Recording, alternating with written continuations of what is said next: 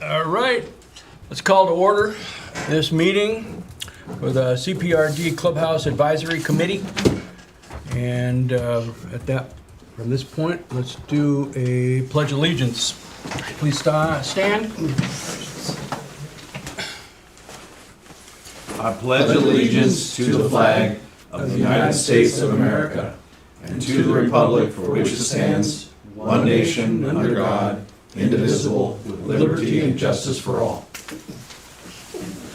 Plate wall. Oh, I thought somebody was going to say that.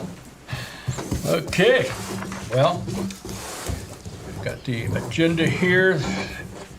Approval of or additions to the agenda. Anything different than what we see here?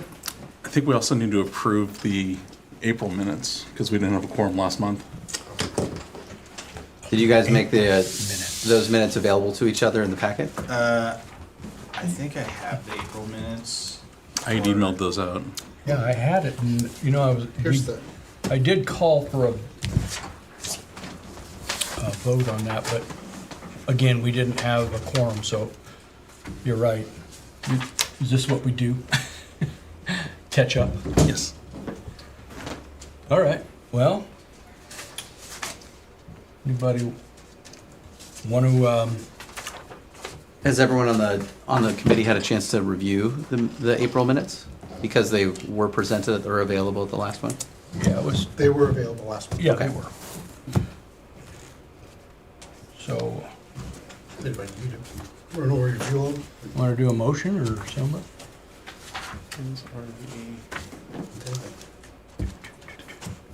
There it is. There, got it. No, it's the next one. So this is the meeting That minutes. was So the these are the March. March meeting minutes that were reviewed and approved on April. Okay, sorry.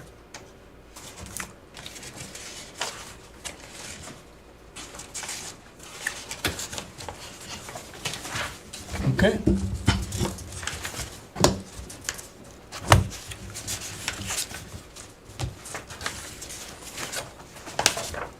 Waiting for a motion For which one? for the April. Oh, did you roll call already? Did you already do the roll call? Well, I thought we were going to do that first, but no, I did not. And then you went straight to the additions. Yeah. Okay, so Roger Coleman's here, Tony Roos, Joe Fisher, Bob Travers, and then our two liaisons from the Board of Directors, Jim McMasters and Jason Fields. Did I get it right? You did. And then who's this guy over here? The superintendent is here for the second time. When you guys weren't here, he was here. He's a good man. He's a great man. He's working on it. Is there somebody online? There is. Yes, there is. There's two people online. There's, in fact, do we have a visual of the two, Richard? I'd like to see them. Anyway, Tom Sheridan. No. And Corey Asbell, which is our. Corey. Did you say no? He's not here? You have Corey and you have Brian, or I'm sorry, Brandon. Okay, but not Tom Sheridan? No. He's not on there. Okay, got it. So, hello to those guys. Can't see you, but we assume that you're there. All right. Are we up to date? I think so. So on your agenda, I'd move to approve the May and April minutes. All right, any second? I'll second. All right. Any discussions on any of it? Either one? No? So, all in favor, say that to approve the minutes of the 2 months, say aye. Aye. Opposed? None. All right. Unanimous.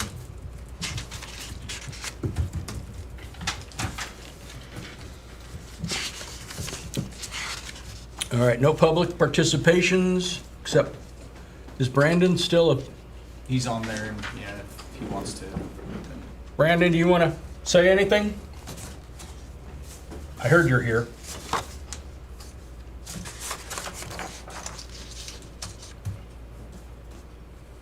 All right, well, no comment.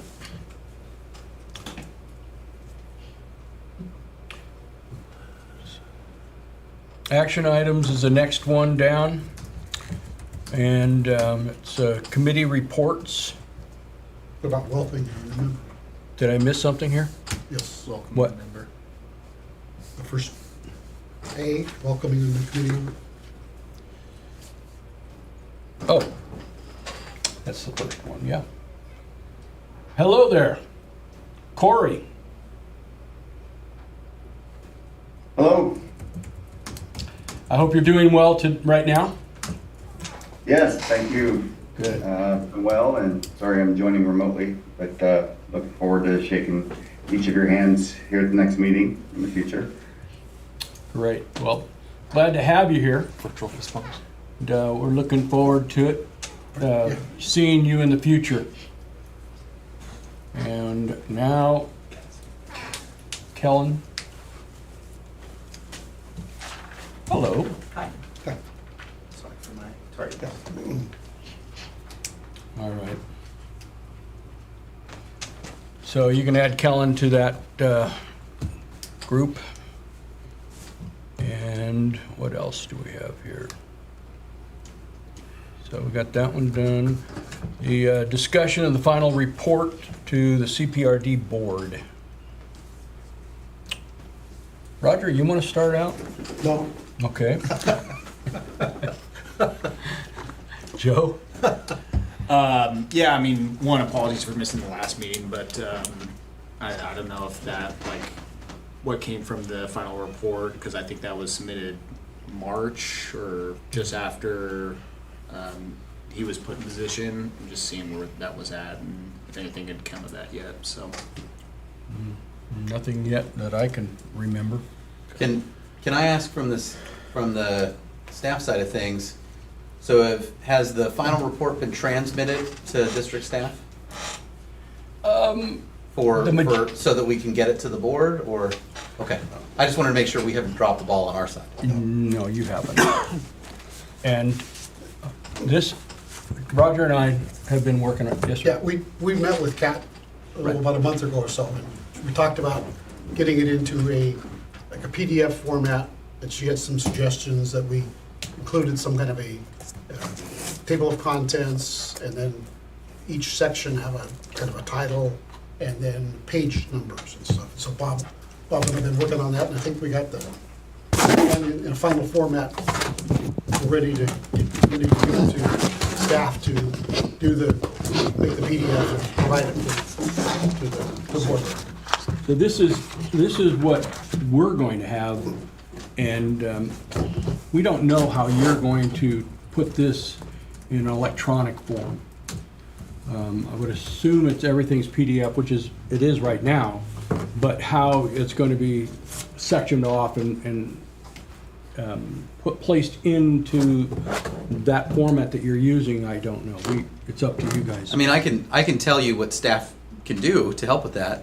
So we would basically take something, if you've got it in a binder, hard copy setup, we would take everything out of there, stick the title page that's in the front of the binder on there, run it through our scanner, and it becomes a PDF. And at that point, it's fully ready to just be presented. And that's it being a PDF. And if there's any dividers that are in there, those would need to we would pull those out. But if you ask Kat to, then I'm sure that she can help and put maybe electronic bookmarks in there so that once it's in the packet, that usually sticks around and helps distinguish those. But she can make it reasonably formatted to help you out. But if you've got a hard copy and you feel like it's ready to scan, I mean, we could do that after the meeting. I'd rather have you give it to Kat so she can do it. Because she's the real handler of preparing the packet for the board. Yeah. But if it's pretty ready to go, I mean, we can do that. We have the technology. It's not totally ready. I ran out of time to get a lot of the printing done. If you notice, in a couple of places, I wrote things on the papers. Going to transcribe that information on the permanent one that was going to be placed in here, and that's where I ended. And I think I had probably 20 other pages that had to be added, so I ran out of time today, so. Okay. Once that's done, probably get it done tomorrow or Wednesday, and then it'll be submitted at that time. You'll have it plenty of time before your meeting, which is on the, what, the 27th? This one, Not this, oh, you're not having a meeting this month? I thought you we're were. having a different meeting. Well, no, we have a meeting on the Thursday. We have a meeting on Thursday, the 26th. Yeah, we have a meeting. It is a board meeting? Yep. Is it It's a- July that we don't have one? It's July that we're having that special work session, Got but it. not a regular meeting. Got it, okay. So the publication schedule, if this group gets us a copy of that before June 19th, preferably before June 17th, then we can get that into the agenda packet so it shows up. And so that it goes out when we email, when we notify people and that first kind of publication of things. And I would ask, where would you all like to see that in the packet materials? Do you just want them to kind of receive it? Are you hoping to say, here it is, and kind of make a short presentation to the board? How would you envision that going ideally? Good question. I haven't gone that far. I don't see a problem presenting it anyway, by submitting it to you guys, but Clay, would that come with a request for action to the board? I mean, We've it already could. got an action. I was like, I don't know the action that you would request at this point because everyone seems to be in a mutual understanding that we're moving forward with the feasibility study, and this would be part of those existing materials that we present to a potential consultant to help give them some background information about the community and what you guys have done so far. So this is kind of a roll-up item that we would plan on making available. Not So to- I don't know that there's an action so much as a, here you go. I mean, we had the Kind of a- presentation last month to the board, a month and a half ago. Right. Is there a need for a second one? I don't No. think so. This might just be under either correspondence or we do it as a kind of the action that I would think of would be a receive and file where they just receive it. We're not doing anything with it. You just get it. Just an information Where you only? can see the information that you guys have put together, that's gonna be going to staff. But it lets the public see it, lets the board see Right. it. So we're all doing that stuff, and then you guys kind of probably get some attaboys too. what form of attaboys? I'm sure Kellen can probably find you a used tee on the course and give it to you. Yeah, all right. Broken once on a par 3. But if you guys don't have any particular vision for it, then I would say just get it to Kat. We'll put it the best available spot. You got it. Yeah, so hey, Bob, Yep. do we have all this, the information that's gonna be in this booklet electronically? Or do you still have stuff that's, I guess would be hand typed, printed out, whatever, that we're gonna be including in there? So to answer your question, we put everything as far as an individual PDF in the folders of each person that was responsible for that In Google Drives. through Google. Is it Google Google Docs. Drive or Docs? Google Docs. Google Docs? Yes. Yeah. And so right now it's under what was that name? Meeting something. Do you remember Yeah, what? Richard, it is? did you set that up for us? Richard? It may be that Kat set that up for you. Okay. Okay. Well, it's on our, the website that we have for correction, PDF. CPRD. And they're all, Well, I guess what I'm getting at is if we have them all electronic in a shared drive, Yeah. then I can take them and put them together, bookmark it, everything else, send it out to everybody on the committee first for review, and then we can submit it to the staff. How soon do you think you could do that once we put the information? Right to tomorrow? you? If everything's there that needs to be there tomorrow. I'm okay with that. Is everybody else okay Yeah, I don't, with that? Bob, are all those new little tabs that you built, are those in the Google Drive? No. Yeah, so there's some information that's not in Yeah, Google he was Drive. just saying that he can put that in there. Right. But Bob's gotta get it in there. Bob Yeah. created it, it's not in Google Drive. For the purposes of Bob's handwritten materials getting to the other committee members, would it be helpful if I took the copy that you have, scan it in tonight, and send that out to you, Bob, so you can forward it on to the other committee members? They can see the handwritten aspects.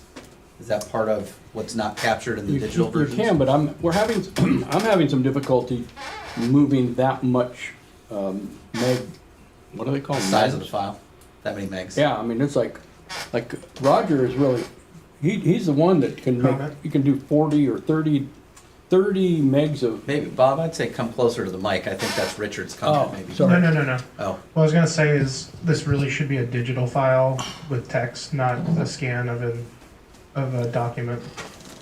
Do you have the original docx files? yes. Okay.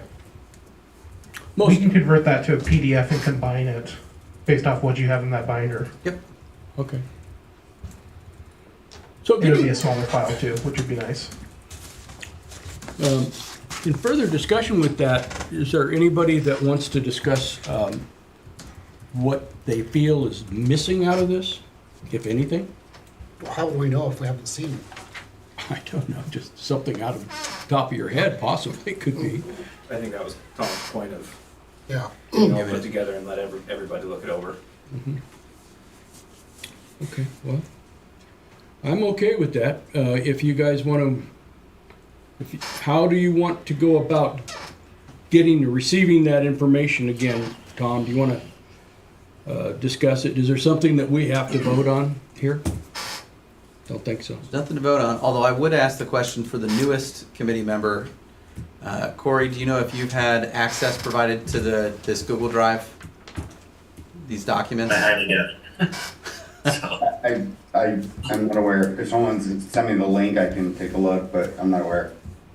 So I would say if someone from the committee would send that over to Kat, just with Corey's information, unless you want me to do that, I can just do it now while we're in this meeting. And Yeah, just why ask her don't to you share do that? If you don't mind, Yep. we'll take advantage of you here.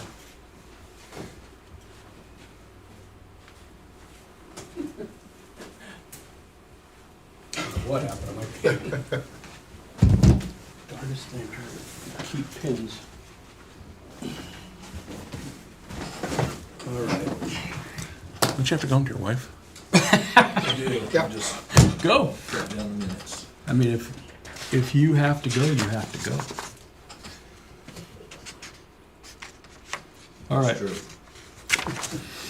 If nothing Watching is else, trouble. Jason, if you have something else, you can certainly talk about it right now. No. But if You nothing guys are doing a else, great job. you guys we could say goodbye. All right. Deal. All right. All right, you guys have a good evening. Good night. Thank you. Yep. See you guys soon. All righty. So, here we are. What's on the agenda next? Discuss phase 2 of the committee. Yeah, this is something that it was brought up just a few minutes ago. We're coming down to the first phase ending, and we want to make sure that we're not missing anything, or we're not being told what's the next phase at this point. We don't know. So if you think that there's something that we should know about, Jim, what your idea is of us being involved from this point on, it would be good to know. Well, I don't know if I can speak to that as just one board member, but I can speak to, I appreciate the efforts you folks have made up to this point. My counsel on this is to work with the staff and get the staff's opinion, because those are the folks that are gonna be running the show, not us, so that would probably be the best way to go. Can I ask a question of the staff? So where is staff in the process of the RFPs? We still expect to release it sometime later this month, and so that's mostly with me. And so that's what we're doing. Still have Tony's copy, but between the budget and some of the other things that we have going on in the background, it's not out yet, but I would expect it to go out on the street sometime later this month. and then we'll do selections based on the responses that we receive at that time. And so my goal would be to have someone selected no later than September 1. Because usually you don't have it open for too long, but it also depends on how many responses we start getting. So it might be that if we don't get the responses we're hoping for in the first round, that we circulate again or something like that, or we extend the deadline if we don't do that. So I don't want to be too ambitious about saying, oh, we'll be done by X date and have that. If I can segue onto that, you know, when people put out dates, a lot of times those dates aren't met, so please don't say, well, you said it'd be out by the 1st, or whatever it is, because things get busy, or things get stalled, or whatever. So I think the staff is gonna make a good faith effort to get it out as soon as they can, with all the other projects involved that they're doing right now, so that's kind of where we're at. So is it, then the RFP, is it in like final draft area now? I Or- haven't had a chance yet to update from the comments we had last month. Okay. So I still owe that to Clay. I'll get that done this week. Thank you. Okay. So then as the committee, do we get a chance to look at the RFP? To me, that's a staff action. Okay. So you guys have already given us more than we would have expected by giving us a draft. And so I appreciate the interest, but at this point, that's a staff action that we would just proceed with that. Now, if there are specific requests on that, that's good to know, but I mean, we did largely talk about that during the last time around. If there are individual member comments on that draft that you want to share with me before it goes out, feel free to send those over, and I'll be happy to consider them. But for the purposes of keeping it moving along, you know, I would love to get Tony's comments that we talked about at the last meeting, because I think those would be helpful. He was the drafter of it. He really, which kudos to Tony. I really appreciated him answering a number of the questions I had. I felt like we had a nice discussion, and appreciated that. And I think that will help us get it out the door faster. So the committee's already, having something like that as a strong deliverable will probably move things along. So we will actually see the actual RFP when it goes out for. When it goes out. And I would say that if you have contacts throughout the golf community or anything like that, share it far and wide. Be our champions and ambassadors for helping spread the net. That's valuable to do that, even in your own networks. So Kellen, do you still have connections to Mike Bond or Michael Bond? who I do. works? I have all those You do? connections. Perfect. Good. Would he be one that you would recommend? I don't know what company he's with. Do you? He is with a new firm. Anchor Moisey. No, Not anymore. No. he left them. Oh, he left? Oh, okay. Yep. But I did find him and talk to him about this, Okay. so he knows it's on the radar. And there's a couple others that I've spoken to that have it on the radar as well. Okay. Cool. Okay. Because one of the good ways to have this go along is for us to get a good response the first time we send the RFP out. Oh, yeah. No one likes getting one response only. That makes everyone uncomfortable. Or getting ghosted altogether. Or getting ghosted. Yeah. So I guess, you know, from an public issuing standpoint, there's no issue or problem with us reaching out to people that we might know that could be interested in stuff and pointing them in that direction. Once it's public and it's on the street, any extra FaceTime that you put it in front of people because you think they're a good candidate, please do so. That would be great. So Okay. there's no problem with it just because you know them. Got it. Okay. Just don't promise them we're going to pick them. No. Yeah. No. I wouldn't do that. By the way, is your company working in the area here? Yeah, we're building the Chick-fil-A in Sherwood. Are you really? That's close to a clubhouse. I mean, that's kind of the same thing. Right? Chick-fil-A, clubhouse, it's all. I just saw they're putting a Popeyes where Finnegan's is. Interesting. Yeah. Really? Popeye. Man, Terrible all layout. these fast foods. We need restaurants. It's a lot of chicken. Yeah, a lot of chicken. All right, well, that's good to So after the RFP goes out, then what involvement will this committee have? Not much. I've toyed around with the idea of perhaps inviting one of the committee members to join us as providing input on behalf of the committee.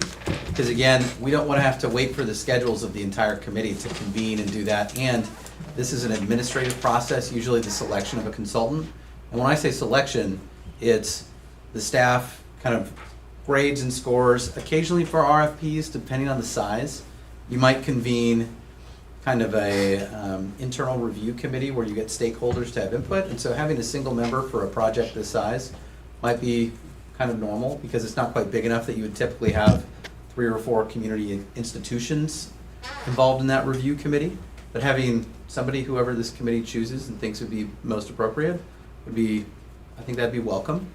But it still can be a staff recommendation. We'd be getting input from those folks. And that staff recommendation then goes to the board. And the board makes the ultimate decision whether or not to follow the staff's recommendation. So that's usually how that would go. So then the next question is, after the consultant is selected, what involvement do you see the committee in the process of putting together the study, review of the study? So staff would, or I would expect that the committee could be, depending on the RFP, the consultant project that's selected, they may have varying levels of input they expect from various portions of the public. But the RFP draft that Tony's already created talks about the Golf Course Clubhouse Citizen Advisory Committee's work efforts that are already done, the report, as well as that it continues to exist, and talks about some basic expectations about expecting to see something like public input and community outreach that includes the Golf Course Clubhouse Committee.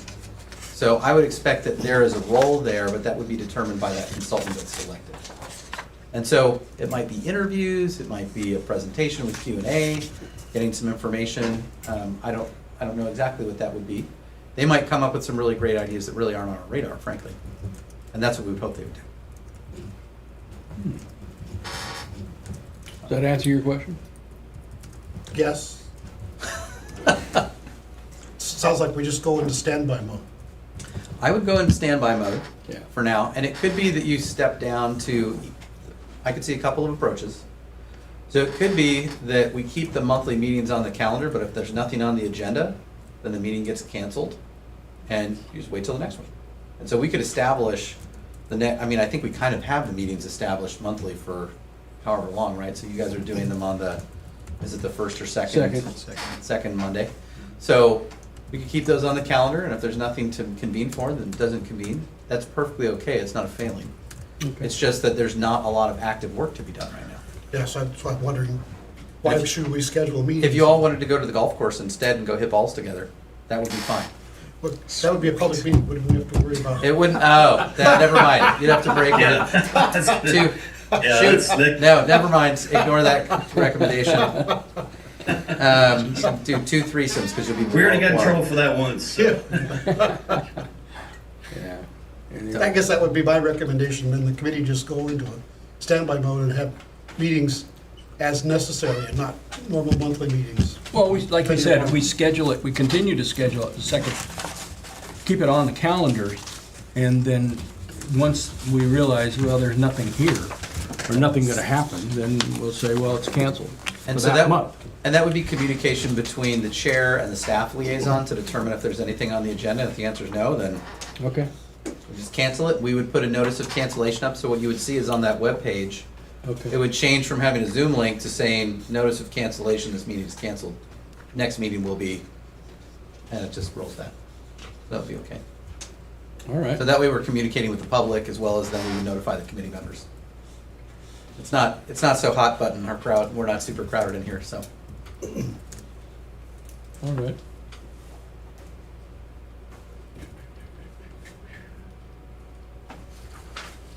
Well, there's no reason to talk about the business plan because the business plan will supersede or, no, excuse It's all me, included.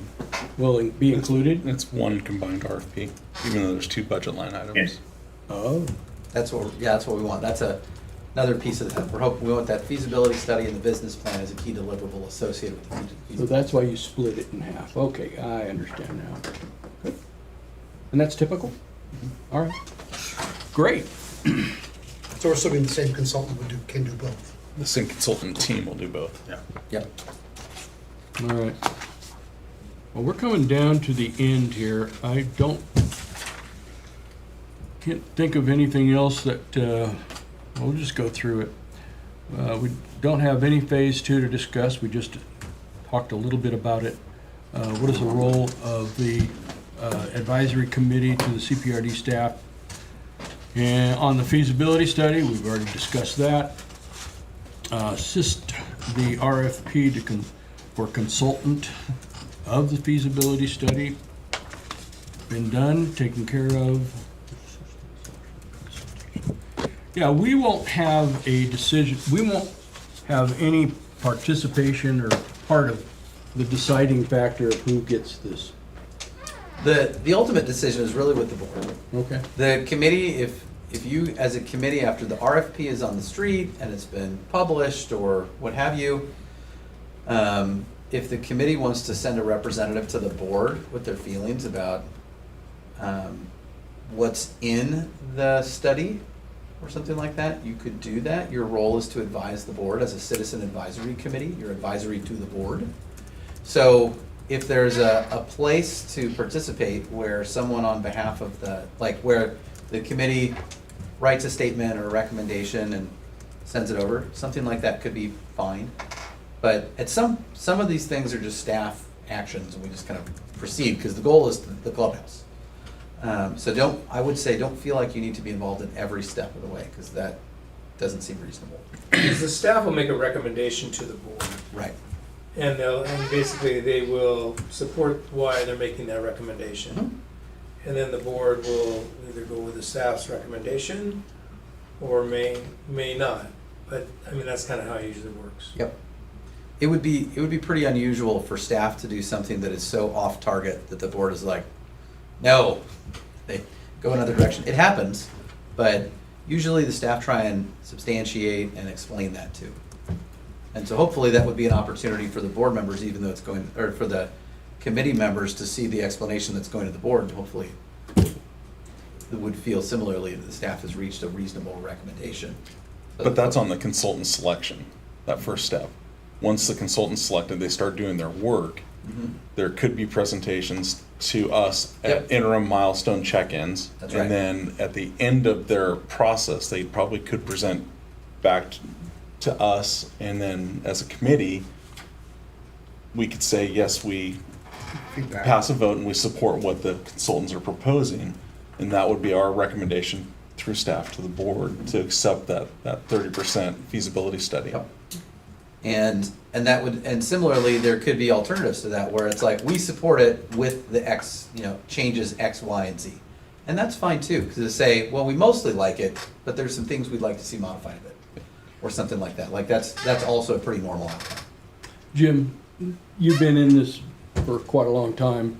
Is this something that the other committees have been involved in as far as making recommendations to the architect or to the person that is supplying that? In reality, just to be factual, we really, this park district, for the 38, 40 years I worked here, really didn't have that many committees at all.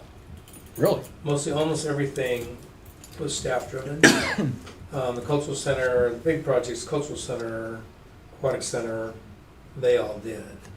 But they weren't as involved as you folks are right now with selections of architects and selections of things like that.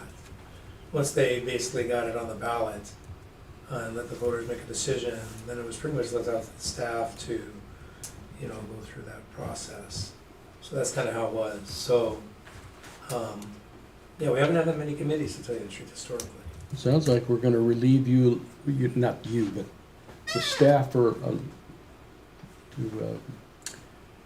take some of the pressure away, or that's what we're hoping to do to help you guys make the decision quicker. And As long as the waters aren't muddy, these are the guys that are the hired pros as far as their work. mm-hmm. And if people come in here with certain ideas that they want, and they push those ideas, then it becomes a muddy. And so we just really need to look, outside the box and say, let's Stay out of your way and let's. And go from there. Yeah. But good ideas are always important. And I can tell you, I've worked with a lot of consultants that said, Jim, you probably should have thought about that. And so, input's great. as long as it's positive and, like I said, doesn't muddy the waters. Well, like I was telling Roger, this is one thing that we would need to be definitive on and try to get some understanding of what our next phase is. I mean, we called what we did here phase 1, and now we're looking at what are we going to do next, if at all anything. And that's why I'm emphasizing all of these questions and trying to get some more insight of what to expect as far as a committee goes. And I think my expectation is that the real next action, so the end of this phase, in my opinion, would be the submission of the report to the board. So there's a deliverable right there. The next phase will be re-engaging once that feasibility study is underway, providing input based on the sort of project that is selected by the board. So there will be an increment of time where it's not very active, where the RFP is on the street and the consultant's being selected, and then as that consultant starts up that work. But I would expect that that consultant will want to engage with the committee in some capacity, so that'll be the next phase. And then that study will get completed in some capacity. There could be engagement, or kind of like Tony was saying, where something's presented to this committee and it can think about it and then tell the board what it thinks about that deliverable that's coming out of that. Is it good enough? Does it do what you thought it would do? Does it not do everything you thought it would do? And then after that, we'll see what the outcome of that feasibility study is going into design, because there, in theory, we should be able to go right into land use. So at that point, that's the hope, is that we can go into land use after that study, that it gets us to that 30% design would be pretty great. If it doesn't get us all the way there, maybe there's something as we go into the land use portion of development, in creating that, where there's a little bit more input needed, where we want the CAC to support that. But it also might be that we've done all the community outreach that really needs to happen, both with CAC and the community at large, during the feasibility study. So we'll see. We'll kind of see what those deliverables look like, and if there's more land use and design before an application submission. Yeah, and just to be clear, and I just want to be, this is the taxpayers' money we're talking about here. The 35,000 tax people that live here and pay the taxes. And so, it's important to me as a board member representing those constituents that this is financially feasible. And that, some people want this over here, and some people say, well, we only need this over here. And then when it comes down to at the end of the day, we are going to have to put this out as a revenue bond, most likely. And then whoever that person is going to do that. It's going to say, well, okay, show me all your information. Yeah, this works for me to borrow the money, or it doesn't. And oh, by the way, I'm going to charge you this much interest. So we have to look at that too. And so, it's a big financial responsibility for our board to say, yeah, just go ahead. I just want to make sure we, cross all the T's and dot all those I's for our constituents. And some people on this committee may be just ecstatic because this is what you always dreamed about. But then it could also come down to the other side where, well, we really need to, this isn't going to work because the consultant told us this, and this. And you need to be ready for that too. I just want to be really upfront with everyone. Did you bump into that with the aquatic center? Was that a revenue bond for the aquatic center too? No, that was general bond. Yeah, general obligation bond. But with that said, we did borrow another $5 million to do the gym part of that, and then we combined that with the golf course, what was left as far as payment on the golf course, and we combined that debt together to get a better interest rate. So that's kind of how that worked. So, and that, again, the board at the time, that was their decision to finish the project instead of leaving the gymnasium just a blank building. So that's kind of how it works. So again, there's a lot of steps here, folks, that we got to look at. But I appreciate you guys helping us with the first part of that. Good. Well, and I guess those are the steps we need to understand. So, so we don't have some unrealistic expectation, right? So, it's a long road. There's lots of checks and balances and hoops and stuff that we need to jump through, and it's just, I think from our standpoint, and correct me guys if I'm wrong, but we just want to understand what those are and how we can help facilitate getting through all those checks, balances, and hoops that we need to go through. And, to your point, Jim, is we, have an unrealistic expectation of like, this is going to happen regardless, period, point blank. I don't think anybody on this committee has an expectation that this is absolutely done deal, because we're far from that. But just so we can understand each step of the way, what all those parts and pieces are, and making sure our expectations are in line with how those parts and pieces go. And there's going to be roadblocks, there's going to be hurdles, and we just need to figure out how to jump over them and keep things moving forward. You've gone through this before, so you know what we're talking about. Yeah. So this, the staff now has got their, working orders there, and so they're gonna move on it, and then we go from there. So that's awesome. Yeah. Okay. Actually, I do have, I'm sorry I wasn't here last month, but so I do have one question in regards to not necessarily the clubhouse, but as far as the golf course goes. So, Scott Robinson was the head greenskeeper guy. He left a year ago. Have we found a replacement, or is Casey the guy that's going to continue to be the person in charge of the maintenance and stuff? Not that I'm saying that anything's wrong. I'm just curious as to, where that part lies. Max Sedarius has been hired. I think that was in late December. Kellen? That's about right. Yeah. Okay. And so he's with us. He's working closely with Casey as he gets familiarized going through this first year for him of getting exposed to this golf course as opposed to other ones. And Yep. so Casey is working a lot with him, but as the assistant superintendent, Casey's got other obligations other than being at the golf course as well. No, I don't. Yeah. But that's why I'm asking. So. But no, it's good that we've got Max. We're really lucky to have him, and we're also lucky that we've got someone with as much experience as Casey to help him get his feet wet as he goes through things for the first time, kind of the first year of things. So. Yeah, got it. Okay. Okay. All right. That works. And then I gotta ask the other question that I had was, who voted Corey on the island? I think the board did. Yeah. Oh, jeez. The board. Yeah, he must have done a really good sales job. No one's met me yet, that's why. But thanks, Tom, I appreciate that. Yeah, absolutely. I'm in big support of you. There you go.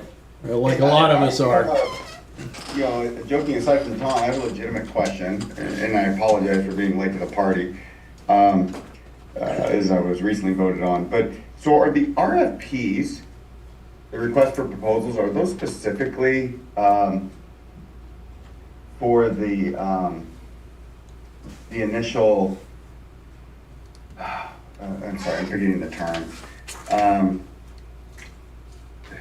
Architect? No, well, RFPs I always thought of as a process after the feasibility study. So are these RFPs for the feasibility study? This is for a feasibility study, and based on a conversation last week, I think we talked about that we could see this taking us to as far as 30% design, although that might be expecting a lot, or it could take us as little as to 10% design.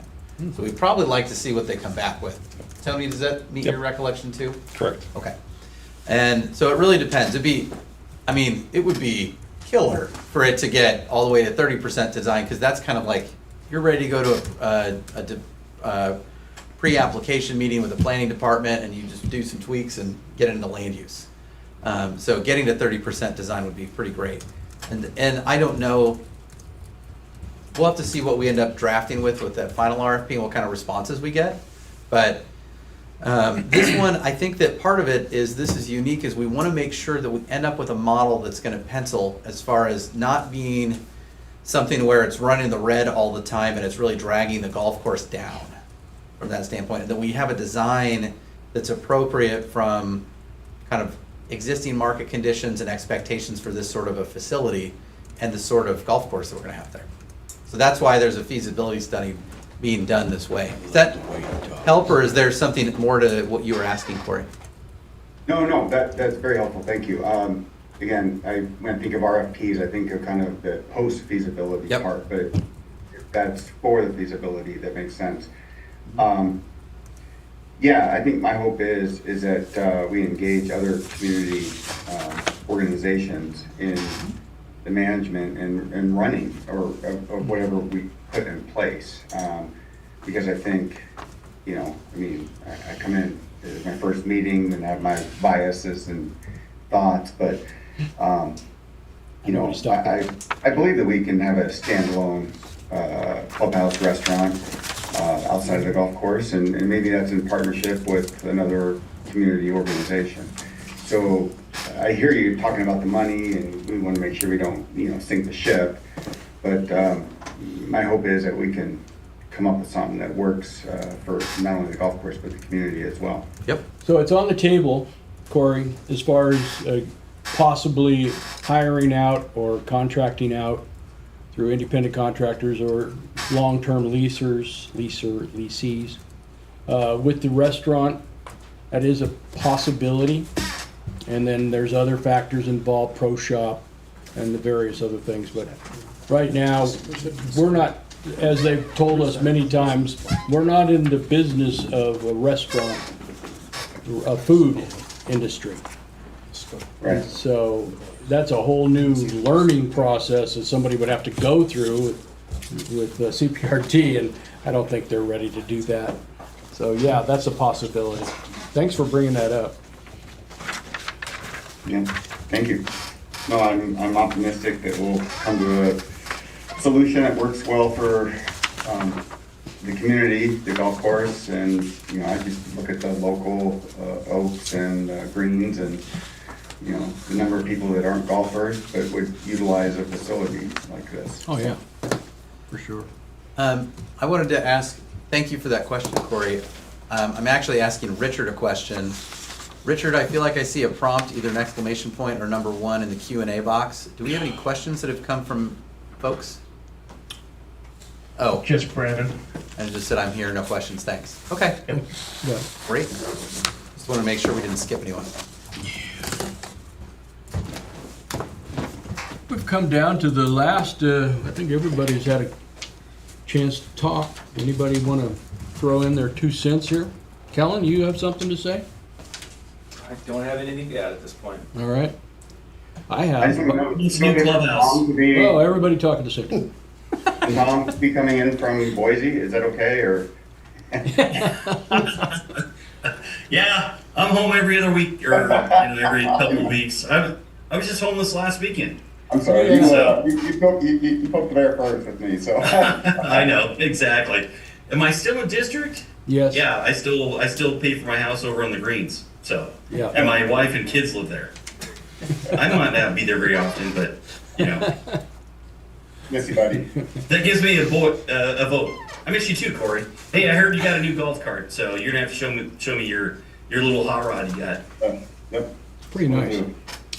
All right, so anyway, the question I have for you is, you know the numbers as far as what is the revenue makers at the clubhouse, the golf course, I should say.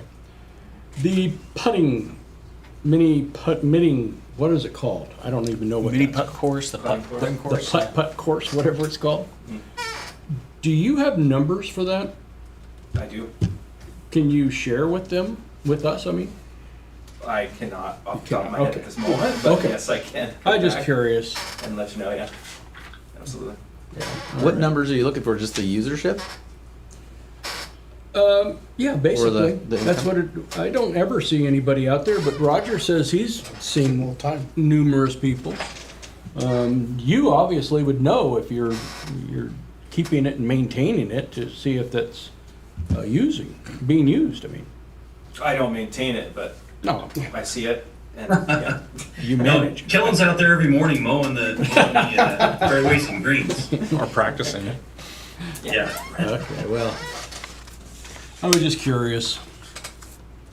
Because that is in that space that somebody brought up. I can't remember where it is now, but it is, that whole entire area is the one that is pointing to what we are dealing with as far as the clubhouse, the third nine, et cetera. And part of that is taking on that putt-putt course. Whether it's going to be taken away or not, I don't know. That's why I was asking you. If it's enough It wouldn't have revenue. anything to do with the third nine, but possibly with, based on what the size of a pavilion or event space would be, that would Parking is the key. have to have, it would certainly come into, it would play a factor. Okay. Good. Good to know. Yes, so Bob, you just brought up another thing that popped in my mind. So as far as the third nine goes, I mean, we talked about the clubhouse and all that type of stuff. So where does the clubhouse or the third nine fit into that? The funding for it, the everything to move forward. Is that something we need to focus on as well? Because that's obviously, you know, a key part to getting it, you know, being able to build this clubhouse and make it worthwhile is having that additional nine to generate the revenue to you know, offset the cost of the clubhouse. So, I mean, where are we at with that third nine and what needs to be done? And is there something we as a committee can do to help push that along? I'll start the response, and then I'm going to turn to Kellen, and then I'm going to turn to Jim. And Jim in particular can let us know if we are misremembering things. But my recollection was that the board, particularly, and I'm thinking specifically of their 2023 priority session, gave direction that they would like to see when this does happen, following a feasibility study, that if a clubhouse is going to happen, that it happens jointly with construction of the third nine. So they would happen at the same time. And that's my understanding. That's what we've talked about for the last 3 years. So, Okay. I mean, that's kind of, Okay. you know, obviously, Clay, you came into it, you know, a couple months ago, but that's been a topic of discussion for Yeah. 3 years. That, So- well, that's still my understanding. Kellen, do you have anything Okay. you'd want to add? The Same, golf different, course hasn't otherwise? really been talked, the third nine hasn't really been talked about for a few months, but it has been designed already, as you know, Tom. Yep. So, And I've seen it and it looks great. yeah, So I'm all for it. I just want to figure out how we can couple it all together and make it happen. Yep. Jim? Yeah, my Yes. understanding is that they were supposed to be coupled together, otherwise it won't fly. So I would assume that that would be part of the feasibility study. Yep.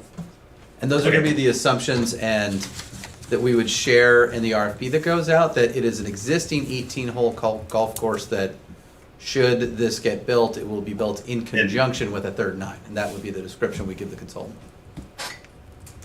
And we've all been told that. Yeah. It's been documented here. Yeah.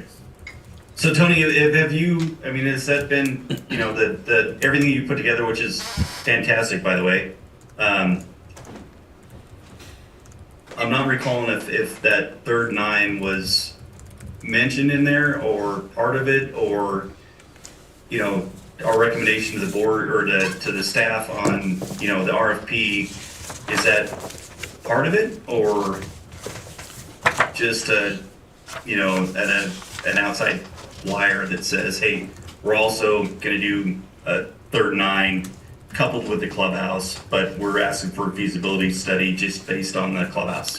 I thought I had it in there, but I don't know. I can't put it on my fingers right now. I think you need to do Yeah, that because if they come in with this feasibility study and they go, well, It's for the 18. yeah, you need to have that, or, Oh, yeah. well, no, you can get by without it. I mean, it would be good to know those things. So yeah, that's an integral part of this. And Tony, and I may not be remembering correctly, I thought it wasn't in the existing conditions in the first portion of it, but it was more in the kind of project expectations Exhibit description in B. the second? Yeah. Exhibit B, yes. Okay. That's right. Yeah. Did you write that? Or? I did. Well, I took a lot of what Roger did and Okay, just formatted a little differently. got it. Cool. Good question, Tom. Thank you. Keep us on our toes. Yeah, here it is. So I have a question, and again, I apologize because I know I'm late to the game. But if the land is owned and it's designed, Yeah. what's the delay in building it? Whereas we could potentially build it sooner and generate further revenue to support the other initiatives we're looking at. You're talking about third nine? Is that what he's talking about? Yeah, yes, I'm sorry, the third line. Okay. I would say the mobilization and disturbance that we run into. So Yeah. to us, it makes more sense to go ahead and mobilize once as a single project rather than mobilize, get past all the construction and disturbance and all the other craziness, and then have the joy of doing it again. And there's some Yeah. cost savings associated with a single mobilization too, even though they're fairly distinct, because one's a structure and the utilities for it, and the other one's the course. Yeah. I think you Yeah, better, and to follow up with you said, Clay, I mean, you know, that's what I do. It's general contracting and building stuff, and you're right. A single mobilization is gonna be the most economical way to go. But at the same time, whoever's building the third nine is probably not gonna be the same person that's building the clubhouse. Because those are two separate specialty, well, the clubhouse isn't necessarily specialty, but the third nine is a specialty, Is there anybody that you know, has- construction. I mean, there's only a few people out there that can do it. So, you know, they're gonna be conjoined, but they're separate, right, from a contractual standpoint. Yeah, But I see. timing wise, you wanna do it all at once. I see 3 different contractors out there: the golf course builder, the parking lot builder, and the building builder. I would couple the parking lot with the building builder, because that goes in. Yeah. I mean, all the you know, the site work and utility work and everything else goes in. You know, the site work is going to be coupled with the parking lot, prepping it, getting ready. I mean, if you want But to they- separate out the AC work and striping and stuff just as a separate RFP, that's fine. But it's the general earth moving contractor that's going to do the building and the parking lot doesn't have that nuance of fine grading that would be required No. for the for For the a golf third course. nine. Yeah, no, they don't. That's true. They knock it flat and make it black, and they're really good at that. Yeah. you know, one thing that I have to Yeah. mention that everybody needs to be Exactly. aware of, one thing that I need to mention is the zoning issues. We really need to look into that before we jump too far. So Clay, you need to take a hard look at that. I know it was a I'm not gonna say it was a battle, but it was an interesting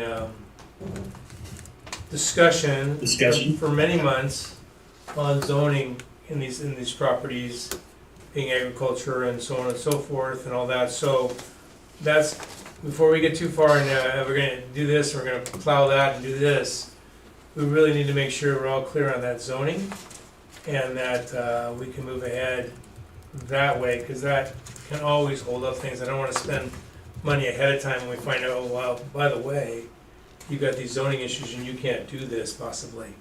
I want to look at the worst case scenario, make sure we cover all our steps, and that's a big one. It is a big one and something that we should have been aware of, by the way. Well, I'm speaking out of ignorance here, because I wasn't involved in the first part of the golf course, but I am looking at zoning in different parts of the district right now for different things, and we really need to look hard at the golf course too, to make sure we're okay, and we might be perfectly okay. I just don't want any surprises. Yep. One of the things that I think is in our favor is that the clubhouse portion is inside city limits. So getting services and stuff like that should be easier than, say, if it were on a portion of property that were outside of city limits. So sewer, water, stuff like that. So that's a good thing. I do have some concerns about some of the zoning requirements associated with things like parking, because we'll be increasing capacity.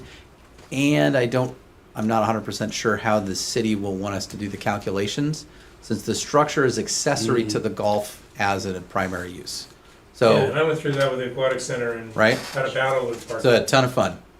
So it's just, it's a process. So, But we need to make sure we get all that clear all right. Yeah. ahead of time. So in the RFP, we had a pre-app with the city Yep. to talk about zoning for the clubhouse. Do you want to include a pre-app with the city for the third nine with that as well? Is that the zoning you're referring to, Jim, or is it just for the clubhouse? I think it would be the whole talk, because you have to understand the parking at the clubhouse, you have to have the context of the primary use, which would be the 18 and the third nine.